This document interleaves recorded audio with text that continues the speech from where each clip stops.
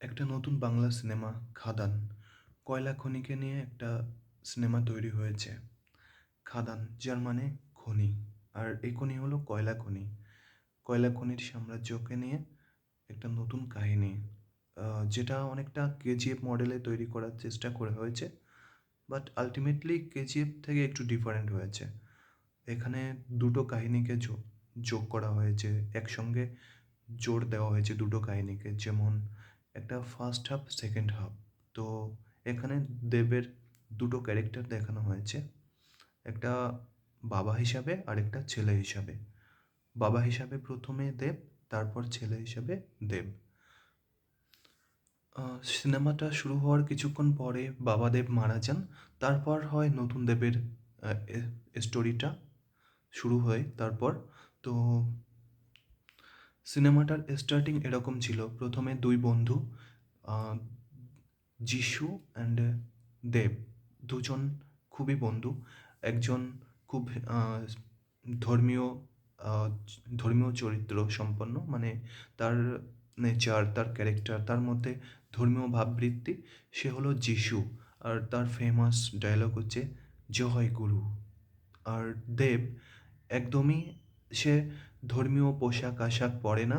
একদম সাধারণ মানুষ। তার মানে দেখতেই মাস্তান, মাস্তান ভাব বা ডাকাতদের মতো লম্বা চুল, লম্বা দাড়ি। তো দেখতেই একটা ভয়ানক একটা হিরো, একটা অ্যাকচুয়ালি আধুনিক যে সমস্ত হিরোকে দেখানো হচ্ছে সেরকম একটা বিশাল শক্তি সামর্থ্য সম্পন্ন একজন হিরোর মতো দেখতে দেবের অ্যাপিয়ারেন্স। তবে অবশ্যই হ্যাঁ, মাস্তানি, গুন্ডামি আর অনেক সাহসিকতার একটা আ পরিচয় তুলে ধরা হচ্ছে। মানে বর্তমান হিরোদের পছন্দ পছন্দ করানোর জন্য তাদের সেরকম একটা ক্যারেক্টার দেব।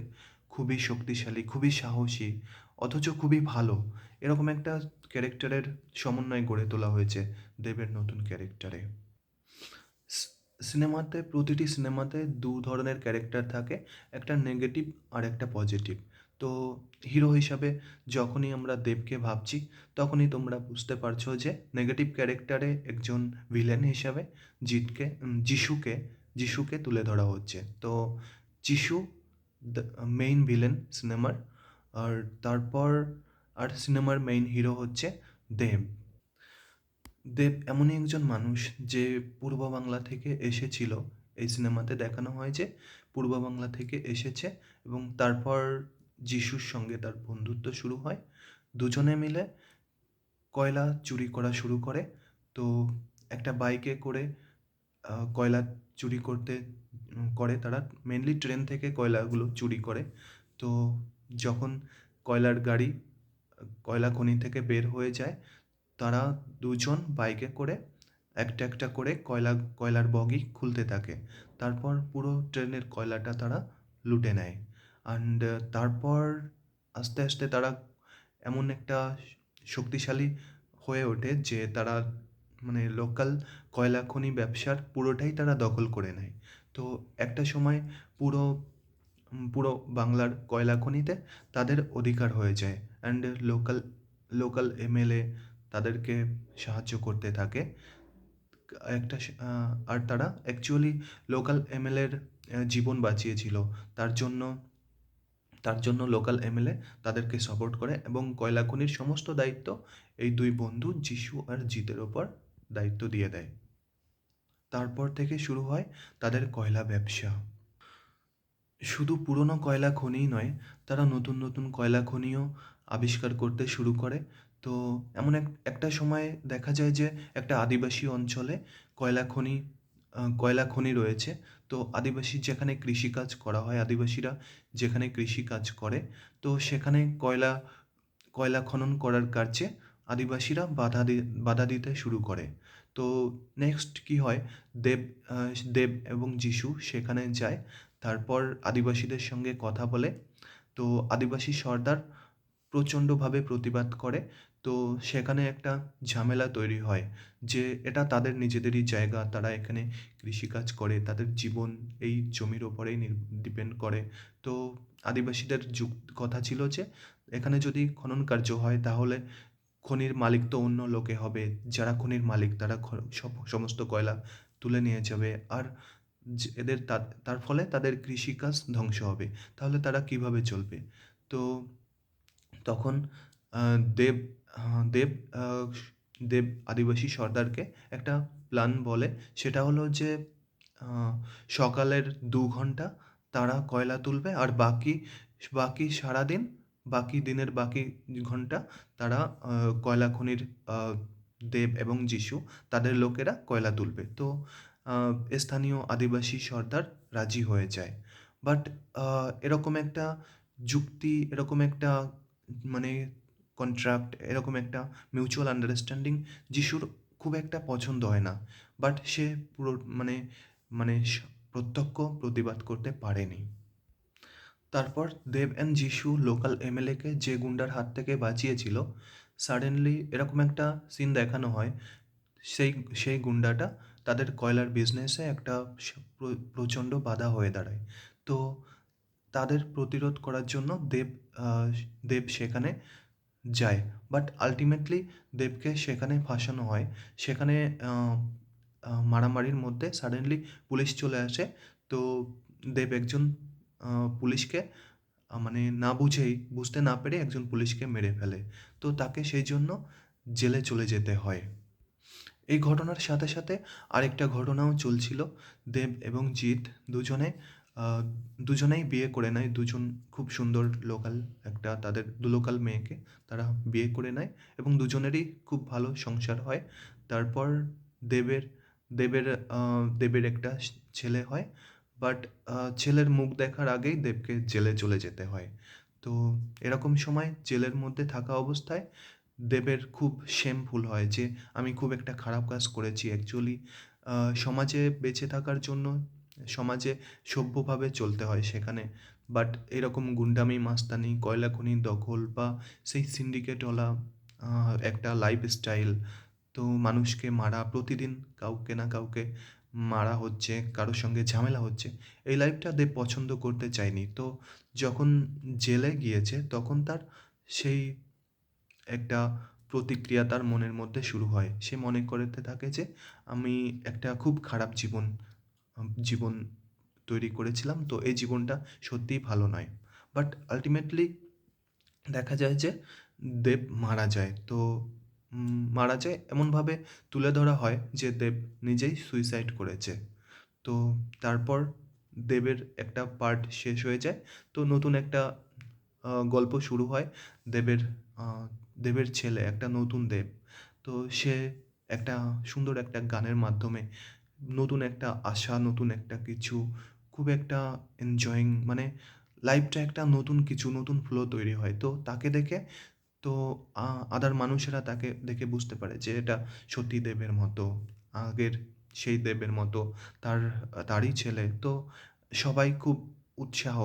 আর দে তার মা মনে করে যে তার তাকেও তার বাবার মতো করে একটা লাইফস্টাইল শুরু করা উচিত যাতে সে তাদের যে কষ্টকর জীবন চলছে সেই জীবনটা যাতে আ দূর হয়ে যায়। অ্যাকচুয়ালি তার মা সবসময় মনে করত যে মানে তার বাবা খুব ভালো কাজ করত। তো দেবকেও বলত যে তার বাবার মতোই ওরকম শক্তি সামর্থ্য বিপদে মানে খারাপ কিছুর প্রতিবাদ করা উচিত। প্লাস আ যিশু আজকে মানে যিশু, দেবের বন্ধু যিশু আজকে বিশাল বড় একটা বিজনেসম্যান হয়ে গেছে কয়লার কাজ করতে, করতে। তো আজকে আজকে তারই একটা তার জন্য তার এই লাইফের, তার এই উন্নতির পেছনে দেবের কি ভীষণ বড় একটা অবদান ছিল। সে সে যদি তার সঙ্গে গিয়ে কাজ করা শুরু করে, তাহলে তাদের লাইফস্টাইলে প্রচুর পরিবর্তন আসবে। তো বাট দেব এই লাইফটা পছন্দ করে না। দেব জানে যে এই এই ধরনের মানে লাইফস্টাইল সিন্ডিকেট লাইফ মোটেই ভালো নয়। এর মধ্যে প্রচুর খারাপ কাজ লুকিয়ে থাকে। তার জন্য দেব এই কাজগুলোকে পছন্দ করে না। তো ছেলেদেবের একটা দাদু খনিতে কাজ করে। সাডেনলি সেই খনিতে তার মৃত্যু হয়। তো খনির নিয়ম অনুযায়ী যে যদি কেউ খনিতে কাজ করতে, করতে মারা যায় সেই শরীর তারা বাড়ির লোকে আর পায় না। সেই শরীরটাকে একটা পরিত্যক্ত বডি হিসাবে একটা যেকোনো জায়গায় ফেলে দেওয়া হয়। তো দেব সেখানে গিয়ে বডিটাকে যখন আনতে যায় তখন খনির লোক কর্মচারীদের সঙ্গে তার ঝামেলা হয়।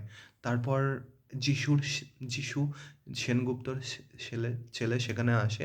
সে অ্যাকচুয়ালি একটা অরিজিনাল মাস্তান। সে এসে দেবের সঙ্গে মারামারি শুরু করে। শুরু হয় একটা বিশাল ফাইট। তারপর ফাইটের মাঝখানে চলে আসে যিশু সেনগুপ্ত। তারপর দেবকে দেখে অবাক হয়ে যায়, কেমন যেন বিশাল একটা ভালোবাসা দেখায়। খুব একটা স্নেহ। মনে করে যে বলে যে, "এ তো তুই তো আমার বন্ধুরই ছেলে। আজকে দেখে বুঝলাম যে লোকে কেন বলে তুই আমার বন্ধুর মতো।" বাট আল্টিমেটলি এটা একটা দেখানো ভালোবাসা। এতদিন দেব অবহেলায় তাদের দরিদ্র একটা খুব গরিব পরিবারে বড় হয়েছে। তো তখন দেখতে আসেনি। বাট সাডেনলি যখন ঝামেলা শুরু হয়েছে নিজের ছেলের সঙ্গে, তখন দেবকে মানে দেখতে এসেছে, প্লাস মিষ্টি, মিষ্টি কথা বলে দেবকে দলে নেওয়ার চেষ্টা। তো দেবকে ইনভাইট করা হয় তাদের ওদের ওদের বাড়িতে। তো সেখানে একটা সম্মেলন আছে, একটা কীর্তন হবে। তো সেখানে আ দেবকে ইনভাইট করা হয়। তো আল্টিমেটলি দেব দেব এবং দেবের মা, দেবের আদার পরিবার সেখানে যেতে রাজি হয়। তারপর সেখানে আল্টিমেটলি অনুষ্ঠানটা শুরু হয়। তারপর দেব সেখানে যায়, দেবের মাও যায়। সাডেনলি যিশু সেনগুপ্তর উপরে হামলা শুরু হয়ে যায়। তো দেব সেগুলোর প্রতিবাদ করে ৪-৫ জনকে সেখানে মেরে শুইয়ে দেয়। তো আ তখন সবাই চলে যায়। একজন মাত্র মেইন শয়তান সেখানে বেঁচে থাকে। তো যিশু বলে যে, "যে কাজটা তুই শুরু করেছিস সেটা শেষ কর।" বাট অ্যাকচুয়ালি কি দেব বুঝতে পারে যে এই মারামারি, এই খুন-খারাপি এগুলো একদমই ভালো নয়। তার জন্য সে মারতে চায় না। আ বাট দেবকে বোঝানো হয় যে এই লোকটাই তোর বাবাকে আ জেলখানার মধ্যে বিষ দিয়ে মেরেছিল। বাট অ্যাকচুয়ালি যিশু সেনগুপ্তরও হাত ছিল মারার মধ্যে। একটা মেইন ভূমিকা ছিল। সেটা পরবর্তী একদম লাস্টে দেখানো হয়। তো অ্যাকচুয়ালি দেবকে যখন বলা হয় যে, "তোর বাবাকে এই লোকটা মেরেছিল", তখন দেব আ তাকে মানে গুলি করে মেরে ফেলে। মানে ৪-৫ টা গুলি একসঙ্গে তার তার মানে বডিতে মানে ছুড়ে দেয়। তো তখন মানে তার মৃত্যু হয়ে যায়। অ্যাকচুয়ালি দেবকে মোটিভেট করছে মানে আরো মানে মানুষ মারার জন্য, খারাপ হওয়ার জন্য তাকে একটা একটা বাইরের দিকে নিয়ে যাওয়া বা তাকে খারাপভাবে ইনফ্লুয়েন্স করা, এরকম একটা বিষয়। তো তো তারপর থেকে শুরু হয় দেব দেব দেবদের জন্য একটা নতুন বাড়ি তৈরি করে দেয় এবং এখন থেকে দেব আর যিশু একই সঙ্গে কাজ করতে থাকে। তারপর আ দেবের দেবের একটা ভালোবাসা অ্যাকচুয়ালি এখানে একটা লাভ স্টোরি দেখানো হয়। এত সুন্দর লাভ স্টোরি, সত্যি মানে নজর কাড়ার মতো। একটা মেয়ে একটা ছেলেকে কত ভালোবাসে। ইদিকা পাল, দেবের লাভার ইদিকা পাল। তো এই সময় দেব তার গার্লফ্রেন্ডকে বলে যে, "তুই কি আমাকে বিয়ে করবি?" তো ইদিকা পাল সে বিয়ে করতে রাজি হয়ে যায়। তো অ্যাকচুয়ালি তাদের লাভ স্টোরিটা এরকম শুরু হয়। তো আ ওদেরই সেম গ্রামেরই মেয়ে। আর একটা সুন্দর গান, এক কিশোরী গান দিয়ে শুরু হয়। তো গানটা খুব সুন্দর।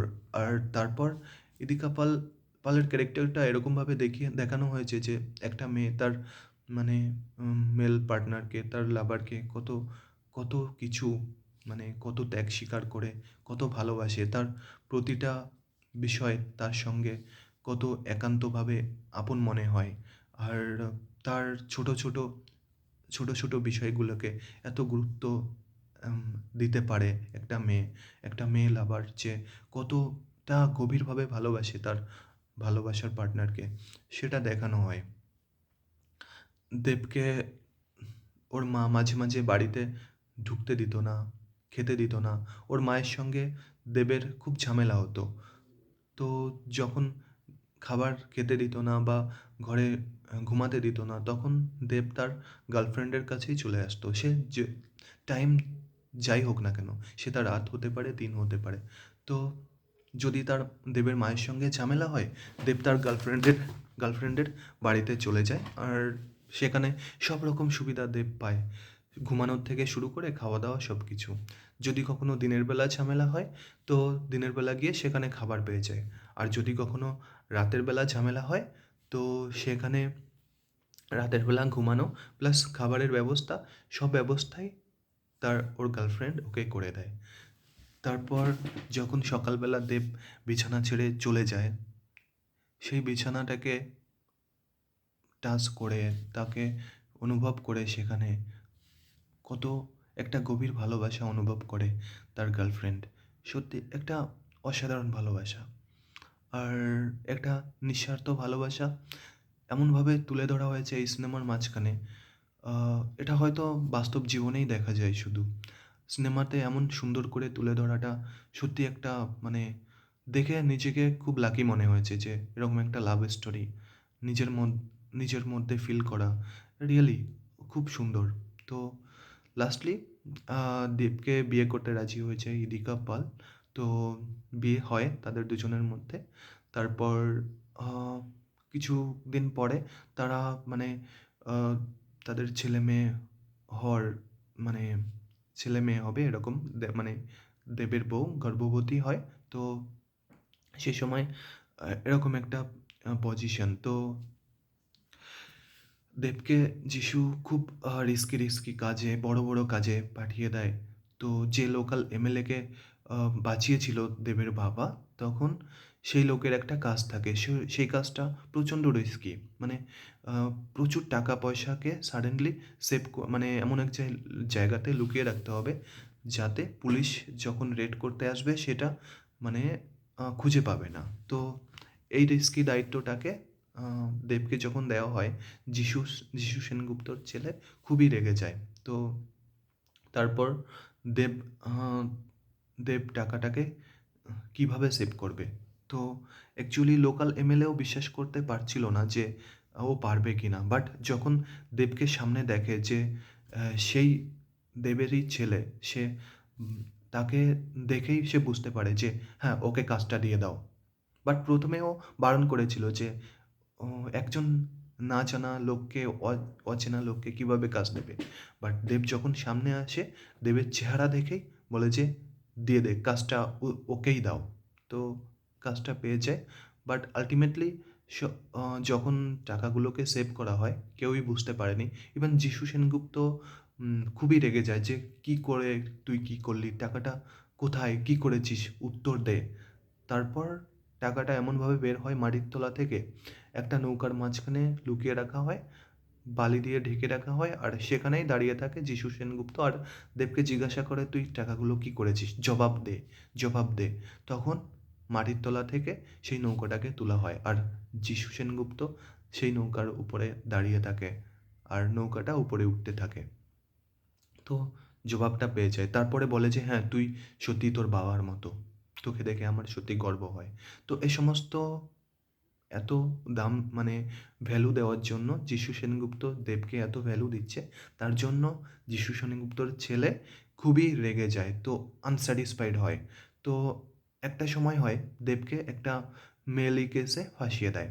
একটা খবর দেওয়া হয় যে লোকাল থেকে মেয়ে তোলা হচ্ছে। তো দেব একটা মেয়েকে সেভ করতে যায়। একটা বস্তার মধ্যে একটা মেয়েকে বেঁধে রাখা হয়েছে। মনে হচ্ছে যেন তাকে রেপ করা হয়েছে, অত্যাচার করা হয়েছে, মারা হয়েছে।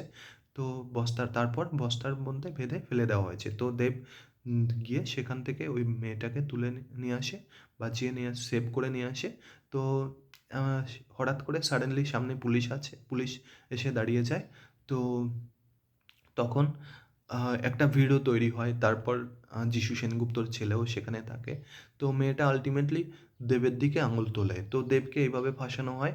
দেব জেলখানায় চলে যায়। তো যিশু সেনগুপ্ত দেবকে বাঁচিয়ে নিয়ে আসে, জেল থেকে ছাড়িয়ে নিয়ে আসে।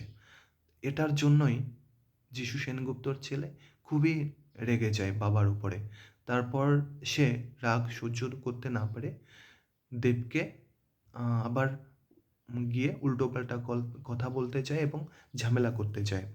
আর দেবও খুব আনস্যাটিসফাইড হয়ে যায় যে, "আমি যাদের জন্য জীবনের ঝুঁকি নিয়ে কাজ করছি, তারাই আমাকে ফাঁসিয়ে দিল।" ও খুব রাগী রেগে যায় তাদের উপরে। ইভেন বাড়ি থেকে পিস্তল নিয়ে বের বের হয়ে আসছিল। ও যিশু সেনগুপ্তর ছেলেকে গুলি করে মেরে ফেলবে এটা ভেবে। কারণ দেবের কোনো দোষ ছিল না। তাকে শুধু মিথ্যা একটা কেসে এবং সম্মানহানিকর কেসে ফাঁসানো হয়েছে। তো দেবের মা আ দেবকে যেতে বারণ করে। আর নিজের গলাতে ছুরি ধরে বলে যে, "তুই যদি যাস তাহলে আমি নিজের গলা কেটে ফেলবো।" তো দেব আল্টিমেটলি যেতে পারে না, পিস্তলটা ফেলে দেয়। তারপর তার গার্লফ্রেন্ড, তার ওয়াইফের সঙ্গে দেবের কথা হয়। দেব আ তার ওয়াইফ ইদিকা পালকে বলে যে, "আমি সত্যি এই কাজটা করিনি। আমি এরকম কাজ কখনোই করতে পারি না।" তো দেবের গার্লফ্রেন্ড, দেবের ওয়াইফ ও দেবকে বলে যে, "আমি তোমাকে সেইভাবে জানি আর সেইভাবে বিশ্বাস করি। আমি নিজেই জানি যে তুমি কখনো এরকম কাজ করবে না।" এরকম একটা বিশ্বাস, এরকম সঠিকভাবে একটা মানুষকে জানা। একজন গার্লফ্রেন্ডই ভালো অনেস্ট গার্লফ্রেন্ড যে ডেডিকেট হয়ে নিজের ভালোবাসাকে উজাড় করে দেয়, সেই এরকমভাবে তার বয়ফ্রেন্ডকে জানতে পারে বা তার ভালোবাসার মানুষকে জানতে পারে। তো দেব তখন স্যাটিসফাইড হয়ে যায়। দেব শান্ত হয়ে যায়। তো তারপর সে আ আ চলে গিয়ে একটা জায়গাতে বসে মানে ড্রিংক করা শুরু করে। তো একটা মদের সেখানে বসে আছে। তো সেখানে সাডেনলি যিশু সেনগুপ্তর ছেলে আসে এবং খুব আজে-বাজে কথা বলা শুরু করে। যে আমি অ যে মেয়েটাকে তুলে নেওয়া হয়েছিল ওই যে ওরকম একটা কেস বলেছে। আমি একজন মেয়ের কথা চিন্তা করছি যাকে খুব সেইরকম দেখতে, সেরকম সেরকম সুন্দর অ্যাট্রাকটিভ। আমি তার সাথে এরকম করতে চাই। তো বলল যে দেবকে বলছে, "জানিস কে সে?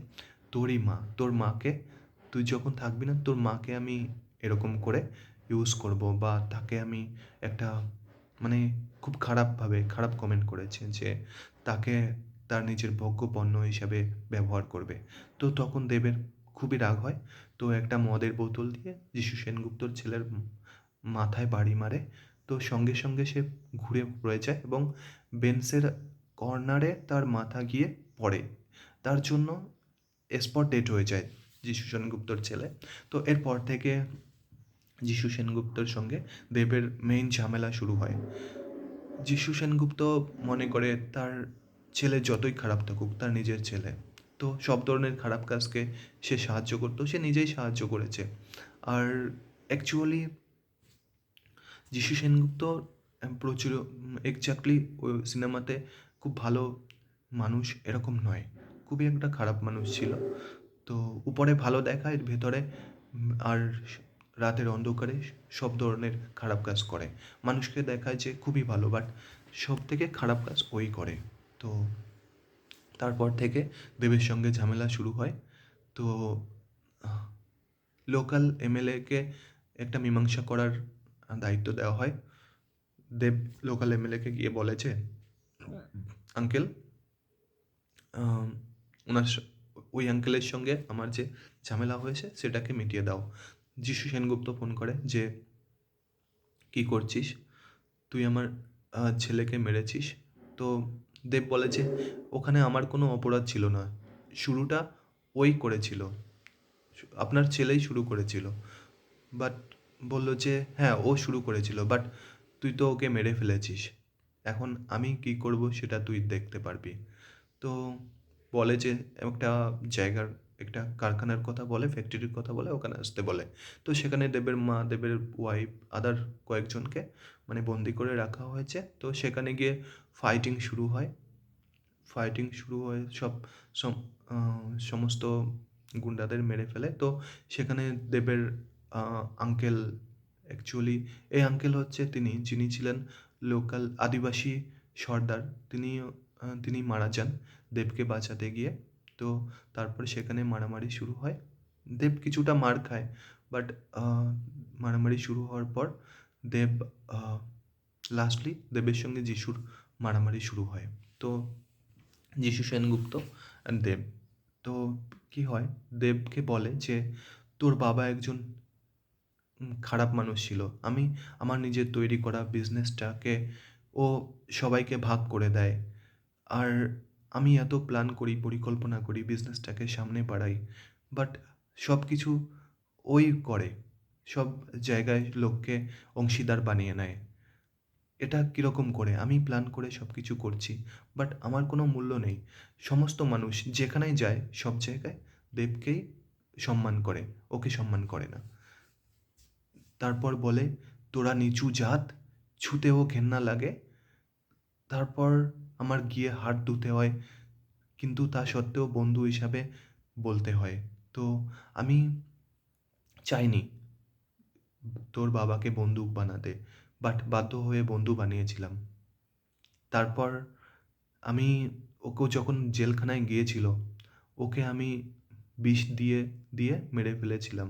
প্লাস আম যখন ও মরে যাচ্ছিল, তখন ওর গামছা গামছা দিয়ে ওর গলা চেপে আমি ওকে মেরে ওখানে ঝুলিয়ে দিয়ে এসেছিলাম। আর পুলিশ আমাকে এই সমস্ত কাজে সাহায্য করেছিল। তখন যিশু সেনগুপ্তর সঙ্গে দেবের ফাইটিং শুরু হয়। তো দেবও ওর বাবাকে যেরকমভাবে খুন করা হয়েছিল, দেবও যিশু সেনগুপ্তকে ওরকম দড়িতে ঝুলিয়ে খুন করে। তো যিশু সেনগুপ্ত ওই দেবের মাঝখানে ওর সেই বন্ধু দেবকেই দেখতে পায় যে সেই বন্ধু এসে যেন তার প্রতিশোধ নিচ্ছে। অ্যাকচুয়ালি বাহুবলী বাহুবলী 2 এর মতো অনেকটা ফিনিশিং পার্ট দেখানো হয়েছে যে আ যখন আ বল্লালদেবকে প্রভাস মারছিল, বাহুবলী মারছিল, তখন আ মনে হচ্ছিল যে বাহুবলী যেন ওই প্রভাসের মধ্যে এসে গেছে। তো সেরকম একটা এরকম একটা সিন দেখানো হয়েছে। তো লাস্টে মারা যায়। আর এখানেই সিনেমাটা শেষ হয়। তো সিনেমাটা সত্যিকারে খুবই ভালো। তো ফার্স্ট পার্ট, স্টার্টিং পার্ট খুবই সুন্দর। যখন সুন্দরভাবে শুরু হয়, যারা দেবের ফ্যান তাদের এই সিনেমাটা সত্যিই দেখা উচিত। আর যারা বাংলা সিনেমাকে ভালোবাসে তাদের এই সিনেমাটা দেখা উচিত। তবে হ্যাঁ, সিনেমার মধ্যে কনসেনট্রেশন রাখতে হবে। প্লাস যখন সিনেমা হলে যাবে তখন অন্য লোকে কী করছে সেদিকে খেয়াল করলে সিনেমাটাকে ভালোভাবে উপভোগ করা যাবে না। শুধুমাত্র সিনেমার দিকেই কনসেনট্রেশন রাখতে হবে।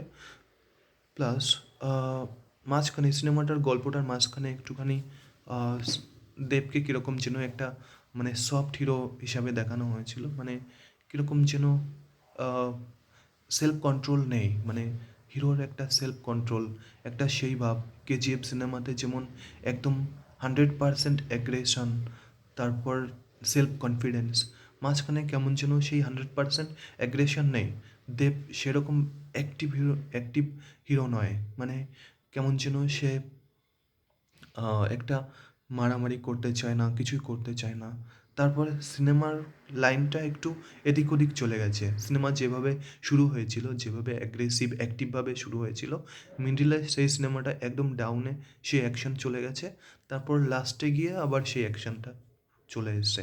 বাট সিনেমার স্টোরিটাতে এর একটা বিশাল বড় একটা ইমপ্যাক্ট পড়েছে। তো সিনেমার স্টার্টিংয়ে মনে হয়েছিল যে বিশাল একটা বিধ্বংসী সিনেমা হতে যাচ্ছে স্টোরি। বাট হ্যাঁ, ঠিকই আছে। আল্টিমেটলি আমি বলব যে সিনেমাটা সত্যিই খুব ভালো। আর আমি স্যাটিসফাইড সিনেমাটা দেখে। তো thank you very much. I love this movie, and also I love Bengali cinema. I love Dev and his movies, and also other cinema like this. কিছুদিন আগে দেখেছিলাম মানুষ। তারপর আরও যা নতুন সিনেমা বেরিয়েছিল, 'চেঙ্গিজ' তার মধ্যে একটা। তো সিনেমাগুলি সত্যিই খুব ভালো। তো এই সিনেমা 'খাদান' খুবই ভালো। তো এরপর আই থিংক যে সিনেমা বাংলা সিনেমায় বের হতে যাচ্ছে, সত্যিই একটা আলাদা ধরনের একটা অ্যাকশন মুভি, আলাদা ধরনের স্টোরি, আলাদা ধরনের সে সিনেমার একটা ফিলিংস নিয়ে তৈরি হবে সিনেমাগুলো। তো all the best Bengali cinema, and আবার all the best Dev, all the best other cinema like this, like other heroes of Jeet. So thank you.